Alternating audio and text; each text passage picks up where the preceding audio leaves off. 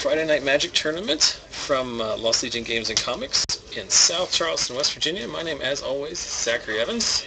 I'm joined tonight by Brett Rose, at least for the first part of round one, until your other obligations do come calling, but it's nice to have at least a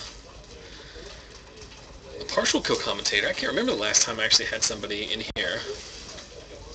First round? Yes. People used to love it, and then the newness wore off, and so it's just been me. So let's talk about the action here.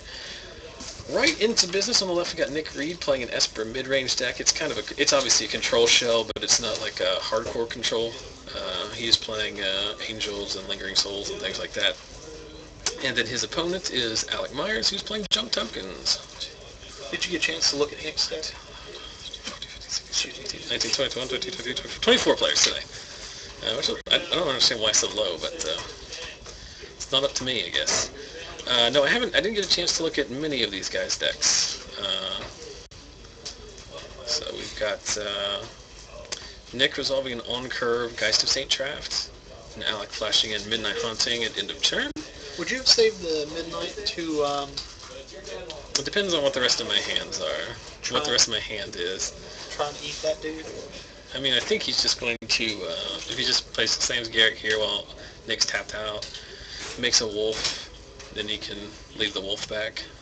I mean, Geist attacks in, kills the wolf, Restoration Angel flashes him so he doesn't die. Mm-hmm. But that's also kind of like the nut draw. I don't know if you can always play around that, but yeah, there's an argument to be said for leaving the Midnight Hunting up just to, but like again, like Alec is kind of the beatdown in this matchup, and like basically time walking yourself in order to be reactive is maybe not where he wants to be.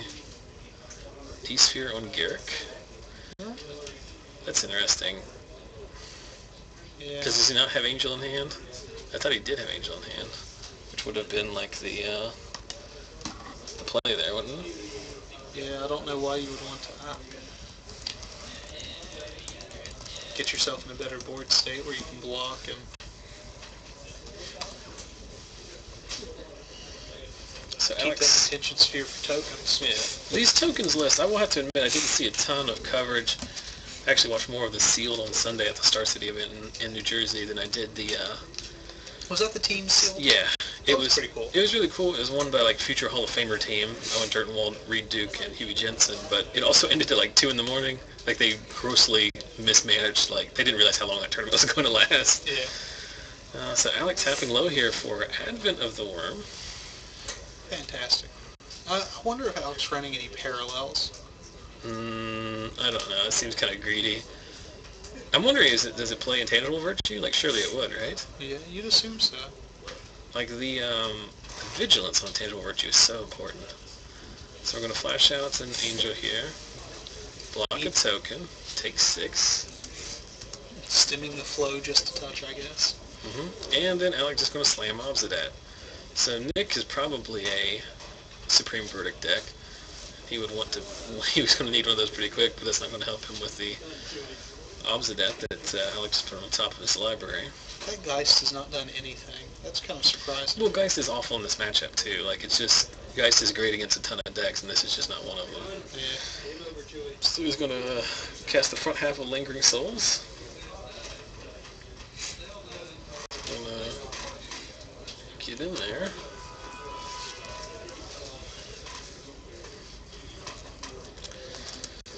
So Obsidat just going to flash back in, knocking Nick down to 8. He's close to just being dead on board here, isn't he? Yeah. So attacking with the 5/5 Trampler and the Obsidat. Does Obsidat fly? No, he does not. So you could trade your board for Obsidat here, couldn't you? And then Alec is just going to play another one, and it's just going to feel like the worst thing in the world, right?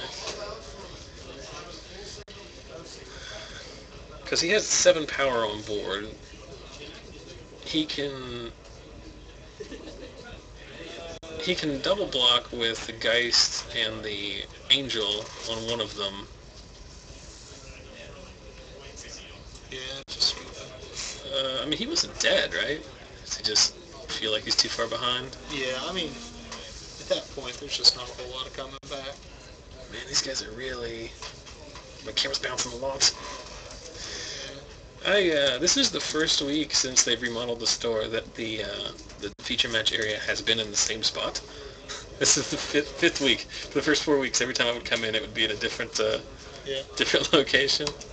So I'm gonna have to figure something out here. Otherwise, it's gonna be like a little kid's bouncy castle. Well, let's take this opportunity, like we do every week, to thank the fine folks here at Lost Legion Games. This store in South Charleston is one of 4 locations in the West Virginia area: Princeton, Beckley, South Charleston, and Parkersburg. I understand that if you are not from here, those places don't mean a whole hill of beans to you, but if you are regional, Columbus, Roanoke, Blacksburg, Pittsburgh, Cleveland, Cincinnati, all within a reasonable drive, more importantly, at the center of 3 major interstates.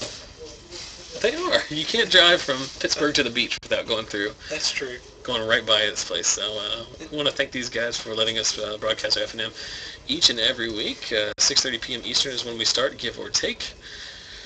And if you're watching live now, obviously you know where the website is, but if you're watching on YouTube after the fact, come check us out live sometime, twitch.tv/ZachSellsMagic. If you can't watch your FNM, come watch ours. But we were talking earlier, as we looked at 66 people watching us live right now. On the stream, the majority of people that are watching us are from a country that is not America. We have a pretty significant international following in the chat today. We've got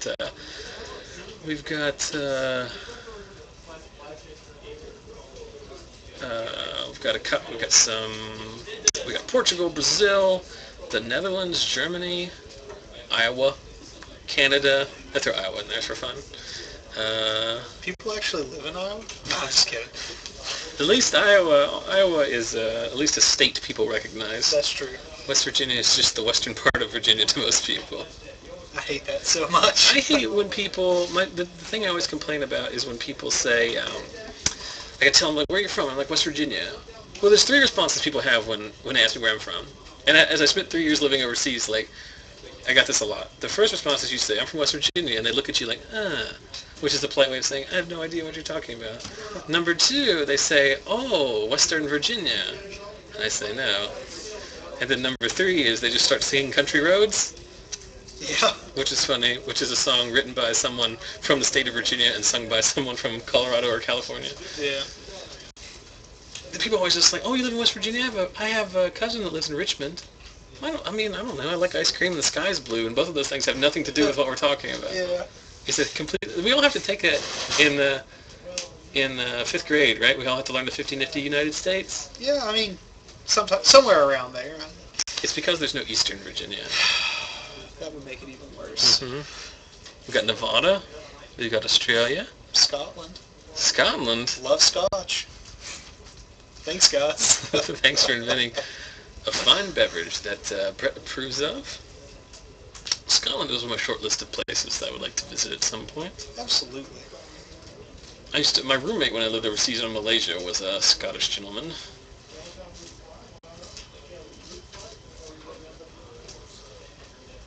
There was an Advent of the Worms. That was a new card.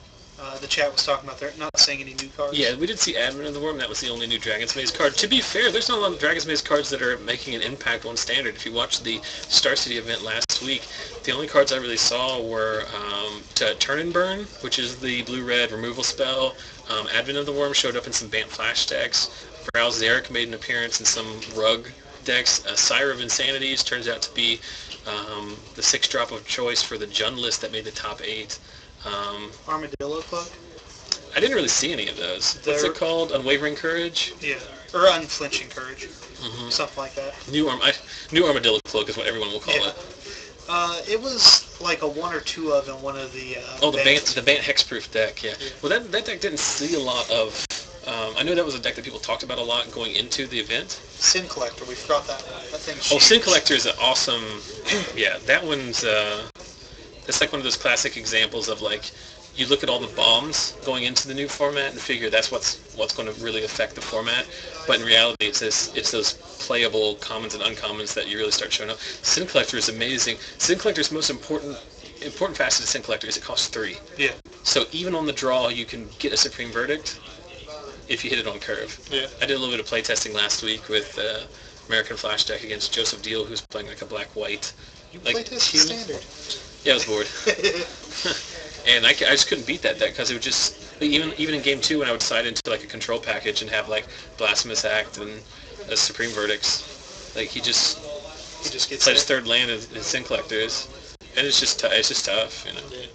Especially with Restoration Angel running rampant. He's solid. I can't really think. Is the chat mentioned any other cards that showed up? Nothing that we didn't cover. Sin Collector was a good catch. We didn't miss that one. Because he was huge. I saw some Flash deck that flashed him like 2 or 3 times and just absolutely took the other. Oh, it was like blinking with, with Restoration Angel. Yeah, it's a ton of value. I mean, there's so many, like, there's a lot of spells being played in Standard right now. I'm actually pretty worried about that with my junk tokens list. Mm-hmm. Sin Collector was one of the big flaws I saw because he'll eat the Advent of the Worm.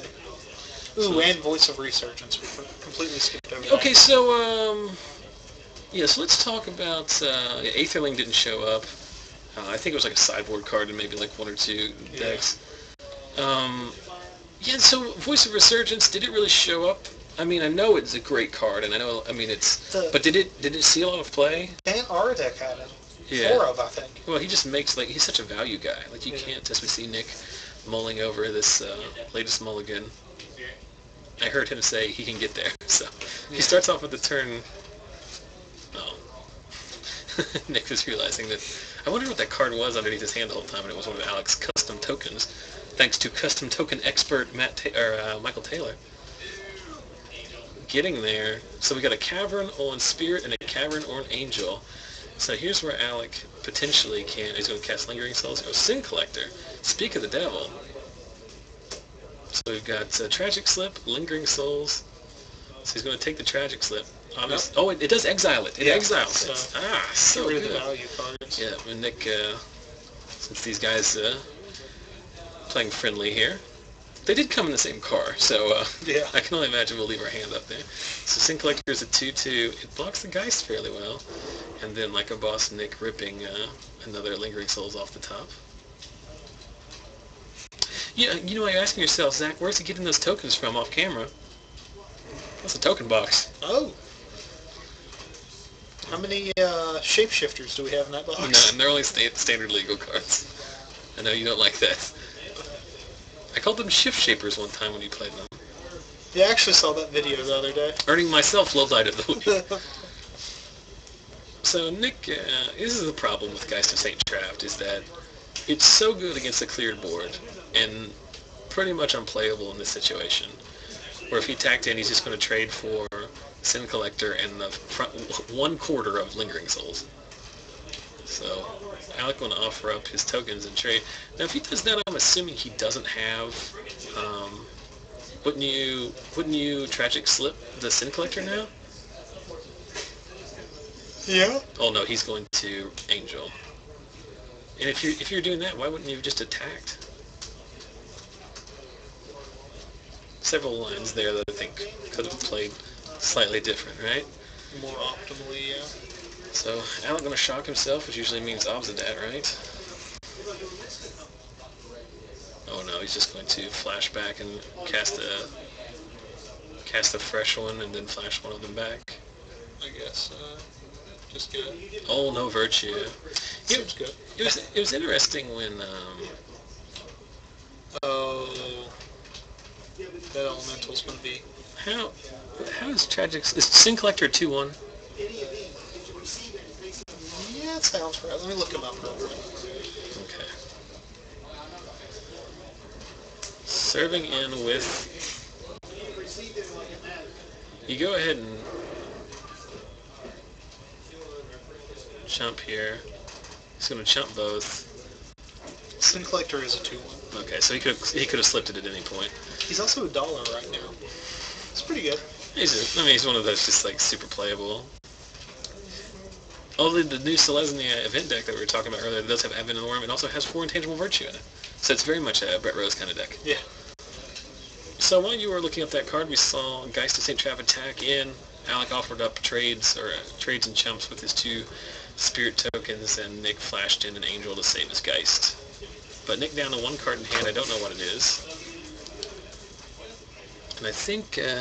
he's up against an army of spirits. Yeah, and Alec has another Lingering Soul still in his bin that he can flash back.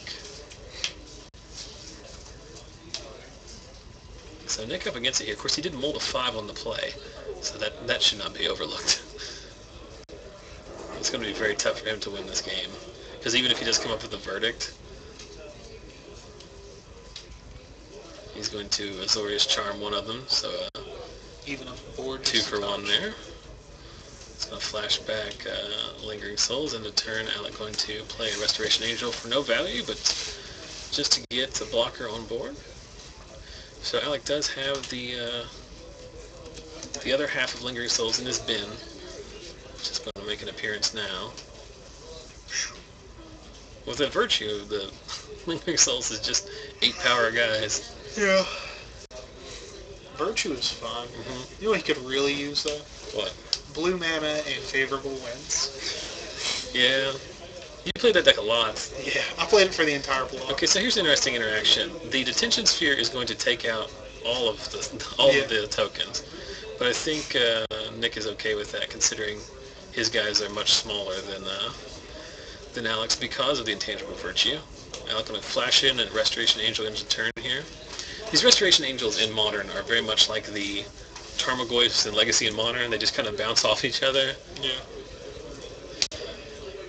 I can't wait for Modern Masters to come out. And any particular reason why we didn't block there?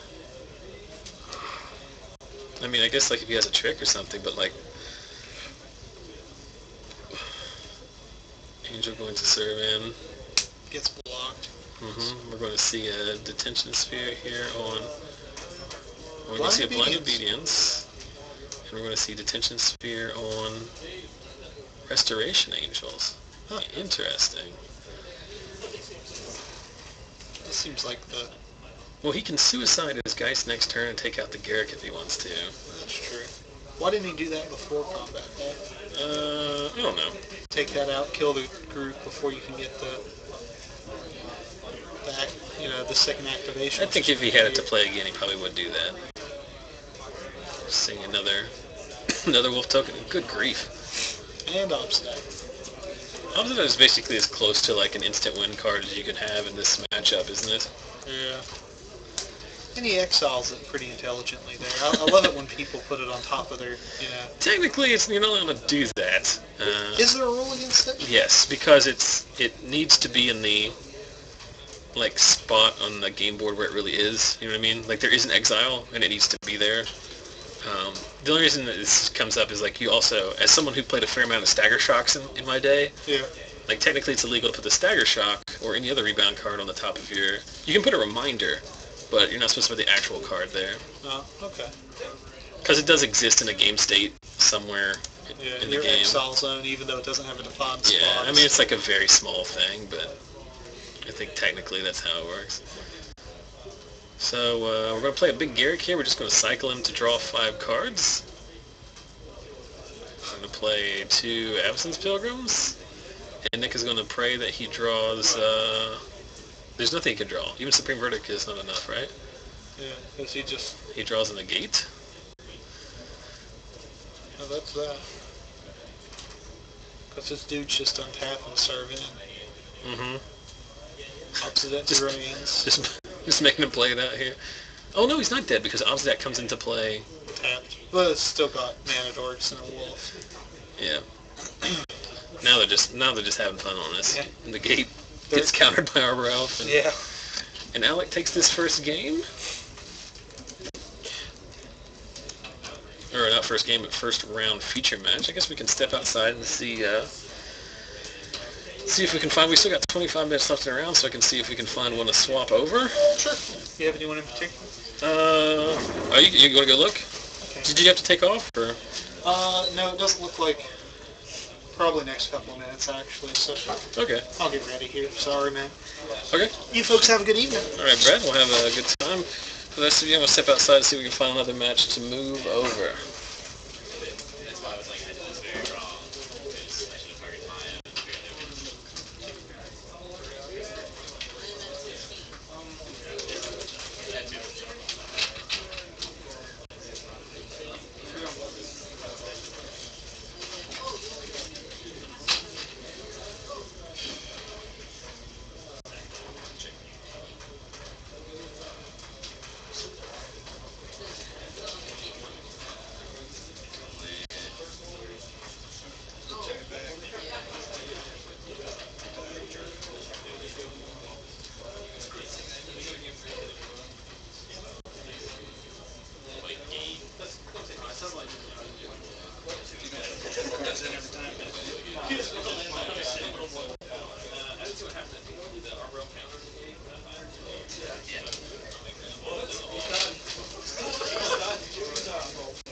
You done? Did you get there? I'm watching Grixis resolve his Deadbridge Chain ability. Was he playing Deadbridge Chain? Yes. The sideboarded card? I don't know. He's playing Bug. He might have a main board. Feels a Snapcaster. Alright, so stick with us here. We've got basically... So we've got Drew Scherr and Yen-shyang are going to move over for us. They're Grixis control versus Jund. Are you sure? Well, No, Drew won. he's sure. Got it. Tseng, he's named Drew Scherr.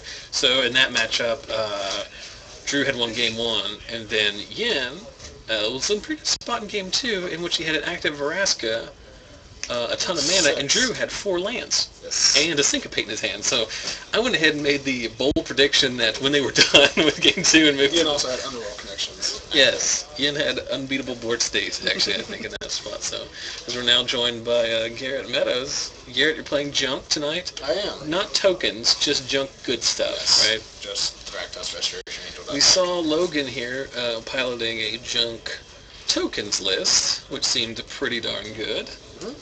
It's basically junk tokens with just planeswalkers and Obsidet. Yes. I think there's like some kind of state law that Alec has to play Obsidet in every deck that he plays. Mm-hmm. What's going on here in the graveyard? What's going on here in the graveyard? I did get to Alec just moved my playmat. resolve a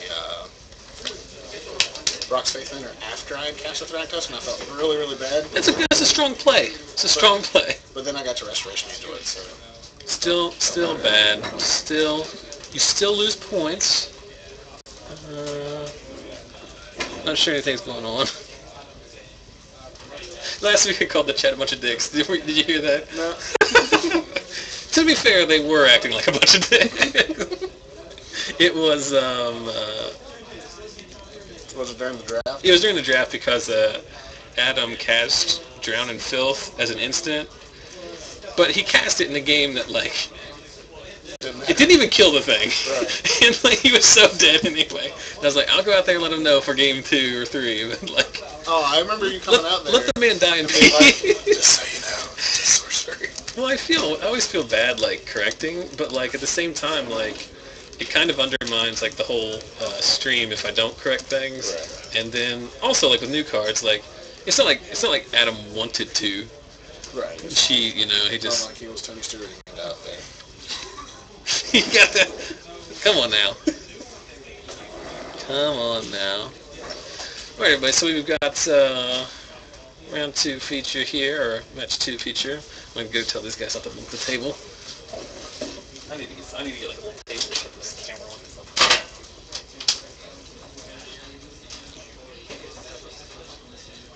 What's going on in the chat? What do you guys think about white? About Aristocrats Control? Is it viable in Type 2? Yes. It's one of her door. It just got better. Like whatever Reanimator or Aristocrats white black red deck you were running, it just got better because it got Sync Collector. Drew got me pretty good. I said, hey, just a reminder, since the camera's on the same table as you guys, try not to bump it. He's like, so like no flipping the table. Yeah. Yeah, would you? I liked it. So there is no flipping of the No, you can't flip it. He was right. It's a good question to ask to make sure that you're on the same page. Because if I don't specify that and he flips the table, that's my fault. That's all me. Where's Yen? Yes, Drew, table flipper, sure. That's what the kids call him. I like how Yen has somehow managed to put his playmat like almost 6 inches askew from the other playmat. Football does whatever he wants. Yeah, and again, I apologize for the camera shake. It's some weeks you don't even notice it, and then some weeks it's just tremendously bad. Right. And I'll try to figure that out. I say I'll do that. Whether or not I do that is. So in the chat is wondering if there's a Grixis Dustmantle Seer. No, it's just like Grixis Control, which is rampant. Which is better than Grixis Dustmantle Seer. If you've watched MJ's stream again lately, whenever he was playing the Gerard Fabiano deck. Mm-hmm. Like, Duskmail Seer is definitely the worst card in that deck. It always killed him whenever he resolved it. It would either... I think Duskmail Seer has a place. I think it has a place, but it's not... I don't know. It's definitely no Bob. It let, like... He would Rakdos return his opponent's hand, and then let him draw extra cards with Duskmail Seer. So Drew on the play here, having lost... these guys are in Game 3. Excuse me, Game 3. On the play here, resolving an on-curve Augur Bolus, revealing Syncopate, which is a pretty good spot here. Stupid, sexy Flanders. We do not have judges or spotters. We are the judge. What was the question? If we have judges or spotters. Nope, it's a one-man operation. And sometimes Garrett finishes early and he comes in to fill in on the chats. So Brett was here. Brett has he's taken off here shortly, but he did sit in for the first part of round 1. And it's been so long since I had like a legitimate, like dedicated person to sit in for the first round. It was very nice. We talked a lot about the new cards. So you're still looking for that? Huh? I'm trying to say Brett doesn't. You got him. No, we did talk a lot about which cards from the new set were having the biggest impact on the format. And the consensus answer from the chat, and we agreed, was Sim Collector. Okay. Because in the first game, the only new card we saw was Alec Myers cast one Advent of the Worm. And then it was basically just like a Gate Crash standard game. Right. But like, there's really like maybe 5-6 cards that are seeing any play from the new set. In double Farsi. His mana was awful because you saw him play the Kasek Wolf Run on turn. Well, no, that doesn't mean anything. It just means he was... He just wanted to play on tap land. Yeah. I mean, he is staring Drew, down. The speed of Augur Bolus. Augur Bolus beat down. Did Drew miss a land drop? No, he hasn't. He has a Dreadbore in his hand, the Syncopate that he revealed off the Augur, and a Dr. Nicholas Bolus MD. That's a good stream meme that only the most dedicated viewers will know about. Dr. Nicholas Bolus MD. Nighthawk coming? No, even better. So this is can't be syncopated. So again, correctly playing around Syncopate. I guess there's a possibility here that you could just play the Syncopate to tap him out, but I don't really think he's going to cast something that costs 3 that's going to be relevant in this game. John has hardly any instances, most of the sorcery deck. Right. Well, it would just only be to keep him from playing 2 spells this turn, but right. Like the only other card he would play is Vampire Nighthawk, which he doesn't have the mana to cast. Yeah, you don't even care about that card. Oh no, he does. It's a blood crit. So we're plus wanting the Liliana here. Right, just discard that Syncopate. You might as well, right? Yeah. No, it discards a Far and Away. Okay. Which is a new... Which is one of his few ways to deal with the Sire of Insanity. Mm-hmm. So you must have multiple answers for that card. Far and Away... Far says bounce, and Away says sack a creature. Come in. Yep. Anybody? Can you check that out for me? I can real quick here. Did it come up in a game? No, actually I run 3 and I've never seen 1, and I want to, Let me look at it. you know, it would be nice to know. What are we talking about? Legion's Initiative. I think that it's in addition to paying the mana cost. My friend Jim thinks that it comes back to the battlefield. I said no. There are no rulings on this card so far. So what are we asking? He's asking... I don't know. You have to ask him. It's So we got a ruling question out there that our level 0 judge Garrett's going to take control. In the meantime, we see Yen landed Underworld Connections on his Rootbound Crag. That's going to be a pretty significant point in this game, as he'll be able to gain a lot of incremental card advantage here against a deck that's not really going to be doing a lot of... it's going to be doing its damage to him in fairly sizable increments. So, in a pretty good spot here.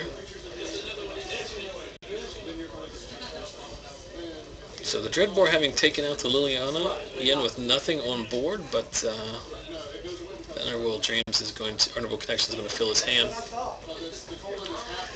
We did talk Yen right before the round, or right before the tournament, into putting Sire of Insanity in his main deck. So we're going to see a Syncopate take out Olivia Voldaren. Taken care of. It doesn't work like he wanted it to work, right? No, it does. It doesn't look like his friend wanted it to work.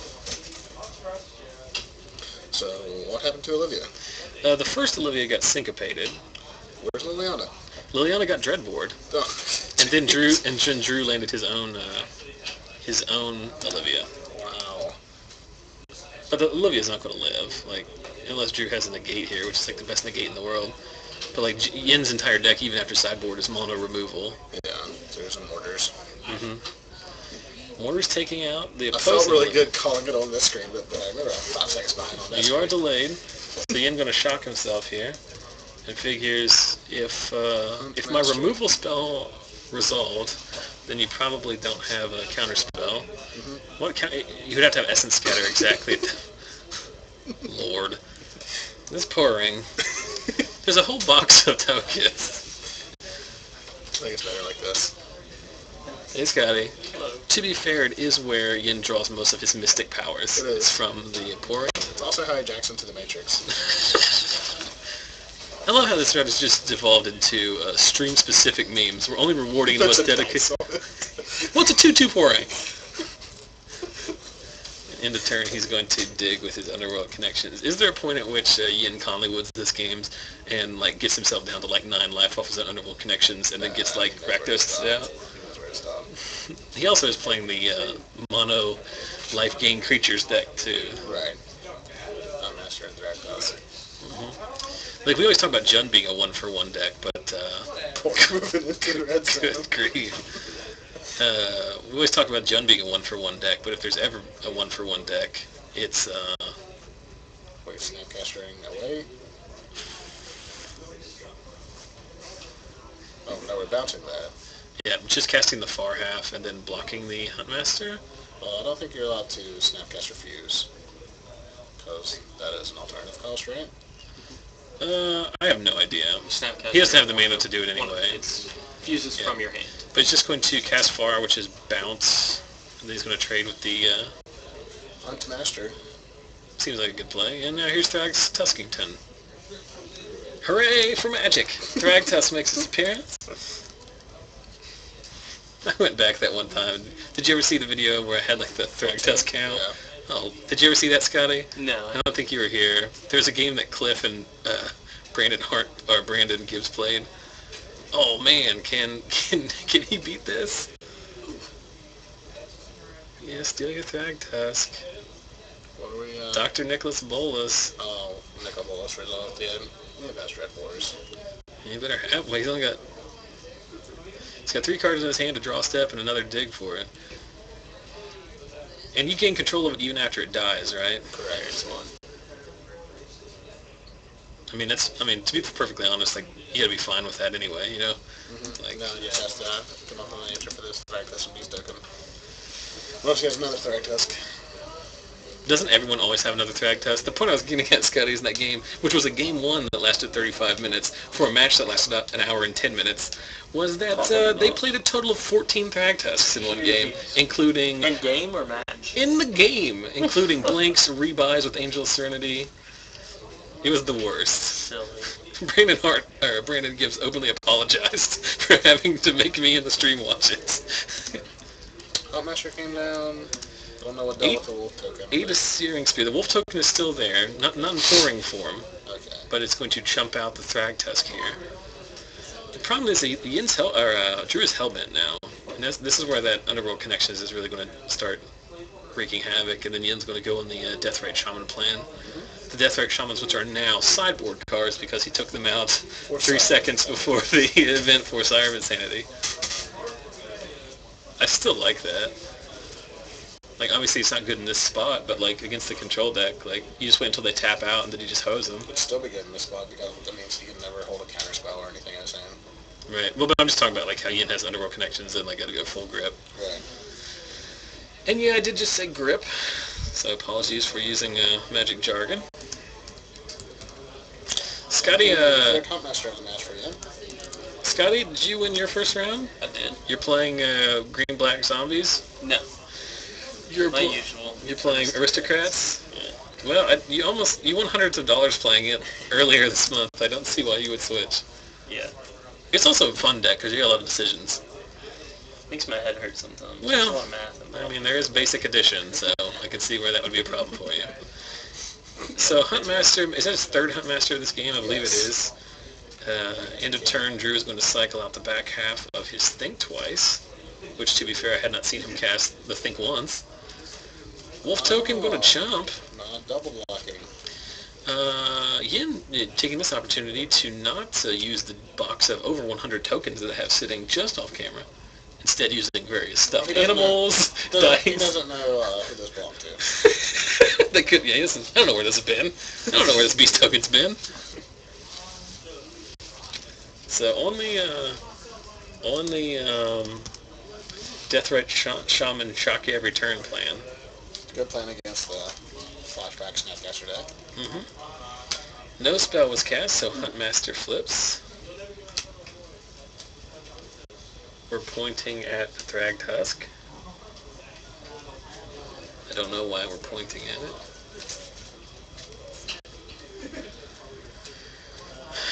It's called Ravager of the Fells when it's flipped, right? Yep. I kind of hate having that card in my cube because it's just like the only flip card I have in my cube, so I just have to keep that one random Huntmaster. Mark that checklist card, by the way, for people that just pick up your game. It's not even the right checklist. It's a Delver Secrets checklist. Right. Okay.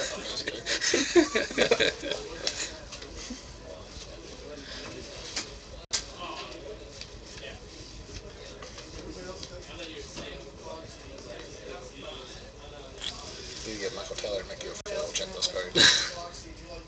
I could do that.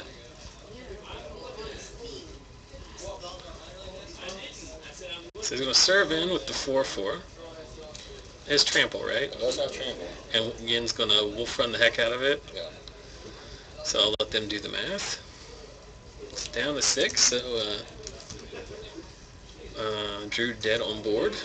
Gonna, so greedy. He's so greedy. He's gonna shock himself so he can draw the card and nug you for 2. Right. Well, he's ahead on this race. He has Drew has no hand in Yen's starting life total. It's not the one. This is not the way Drew drew it up. Currently, Drew's best permanence is when he stole from Yen. Yep.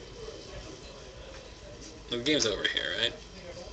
I think it is. He's down to 4. He's only got 3 power of blockers. Now, if he Dude, are you yawning? Yeah. if he has a Round Heritage one. Druid, he can untap that. Heritage Druid, yes. Deathrite Shaman. The Grand Prix is modern, right? Yes. I'm very excited to see the Elves does well. Yes. I like watching Elves play. I'm assuming that that'll be one of the decks that's like 10% of the room. Yeah, and there we go. Wolf still had all these Raskas and lands, and Wolf Run for a Billion gets the job done. Boring celebrates. And yeah, I'm very excited about to see if there's any cool new modern decks. But I, in reality, know it's just going to be some 4-color value deck. That is the best deck. Jun plus. They're all Jun plus. Yeah. Plus Snapcasters or plus red for a Johnny or whatever. So Plus Okay. red and run.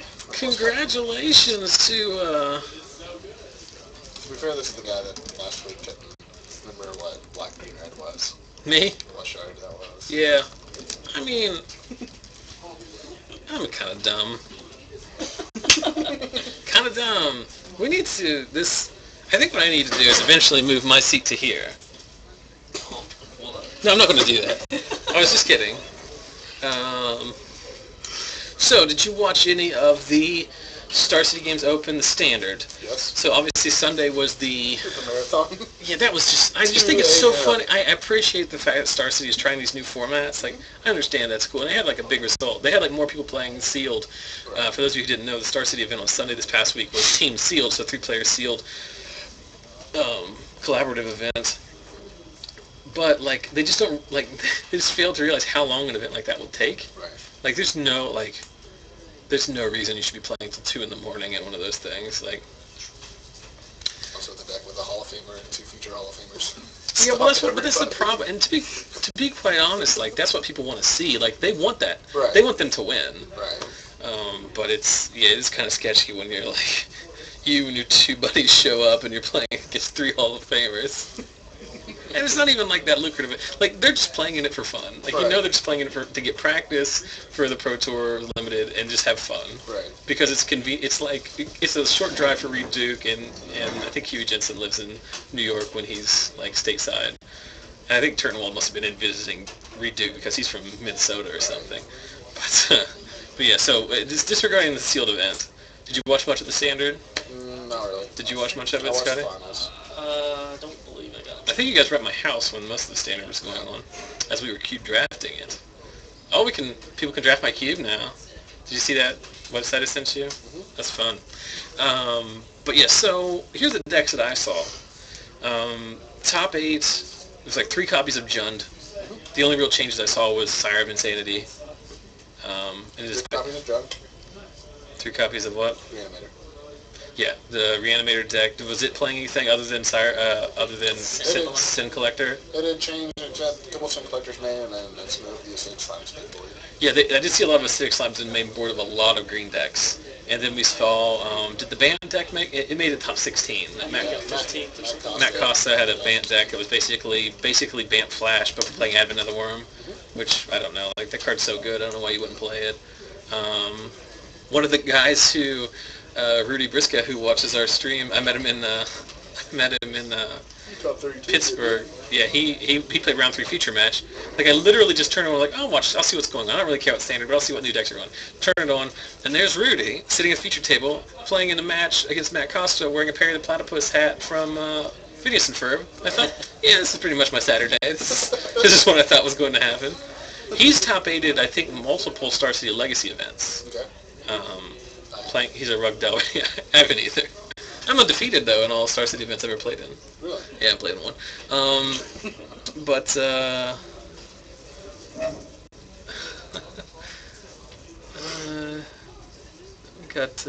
don't know. I just got distracted by someone said hello to me in the chat. Hello back to you.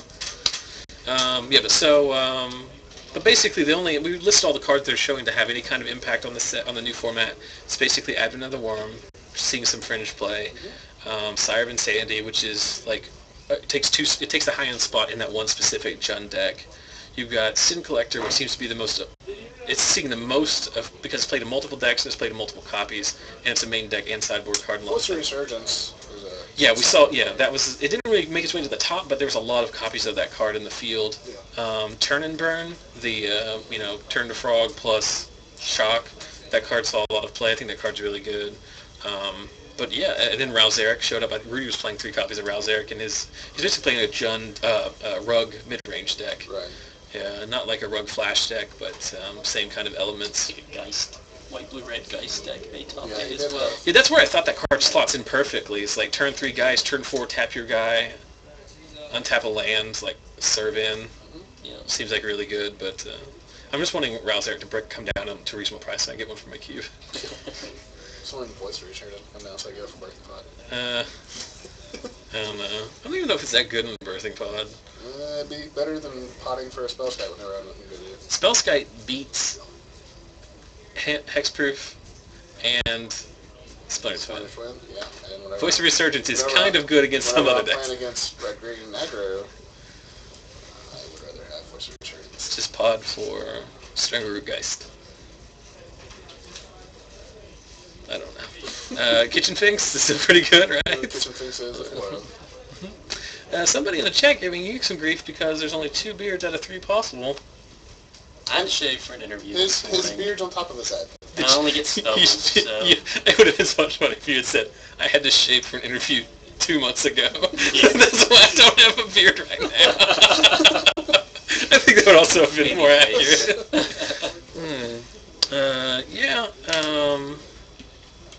Yeah, but so there's really no new decks. The Bant Hexproof deck, I think probably... The Bant Flash deck. I mean, no one was playing Flash.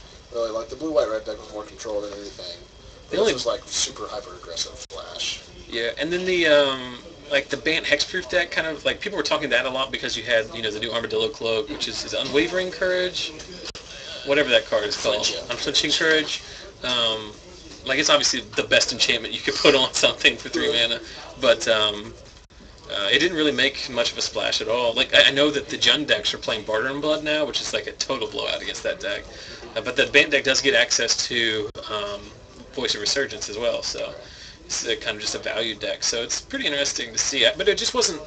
It wasn't this wholesale new deck showing up. And usually these new formats, they're either it's like one deck that's obvious that everybody's going to see, or it's just like some metagame deck that comes up like eventually after like weeks and weeks of grinding. But looks like all the Star City guys were on Junk Reanimator. Like Van Meter won the event, and he was playing Junk Reanimator. I think Brondoon was playing the same thing. That's really the only team I knew that was playing in it. But I think it's going to go cyclical like it was in Gate Crash. Like there's going to be a Crater Hoof deck pop up in a couple weeks. There's going to be some kind of combo deck like an Animator or something like that. And then there's probably going to... Brad Nelson was writing an article today about how Crater Hoof is starting to... It's probably like at some well point... positioned here in a week or so. And after that, it's probably going to move into like Goat Tribal with the trading post. Yeah, definitely. And then, trading post on that deck list he posted as well. I was very proud of it. Can you play Thalids and Thalia? So let's talk about female Thalid? Let's talk about this. There's a good question someone's asking.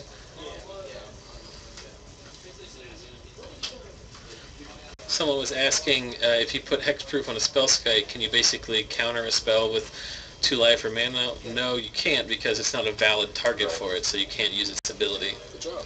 Nice try, Chad, but you can't do that. So let's talk about this, guys. Slivers coming back to Magic. Who's excited about that? No one? Okay, moving on. Like, put my hand down that way. here's the thing. I don't know. I know you didn't play when Slivers were around because you've only been playing for like 7 minutes. I don't think you were either back then. Back in 2012. Well, it wasn't 2012. Like Future Sight. Right. I started playing in 2012. Oh yeah. Well, you had played at some point previously, but not seriously. Correct. But like, so they were in the Future Sight. They were in Time Spiral Block. That was when they became most dominant. But then they also back in the day were Legions, and that's when they made their first heyday. But this is what pisses me off: is to bring back Slivers, which I hate. Like, it's such a dominant. Like those decks, like it's like even worse than Infect because if you want to draft a Slivers deck in Limited, you better pray that you don't get cut off, or you just open the wrong commons and uncommons in the second or third pack. But like they changed fundamentally what Slivers are. Slivers used to be like this hive mind creature, these little pointy things, and they all affected everything on the board. So like that was the thing about playing them was that like you have the 2-headed Sliver which gives everything +2/+0, right. But then it also gives all your opponent's Slivers +2/+0. The import team Slivers only affect your side of the board. Right.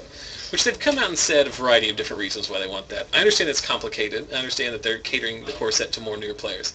But they also came back and changed the Slivers into... The art is different. They're no longer Slivers. They're predators. They look like predators. Yeah. They're just like humanoid, just like crazy guys. So why call them Slivers? Exactly. Like it pisses me off. It's like the one I tweeted, which actually got a fair amount of retweet traffic, is like they're also bringing back Thalids, except they're blue.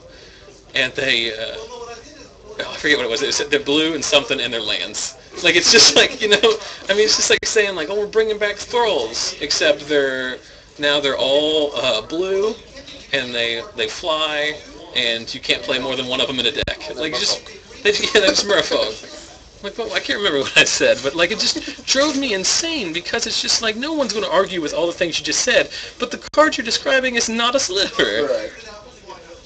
I do want to find out what that was, because it was pretty proud.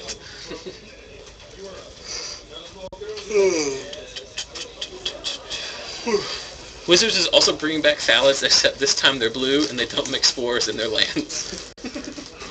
It's just very frustrating, because, like, I understand all the reasons that they gave were, like, very legitimate for why we've changed the design focus. Right. I understand that they want to dumb down the game a little bit in the core set. Call them Slivers. Just call them anything else. Just call them anything else.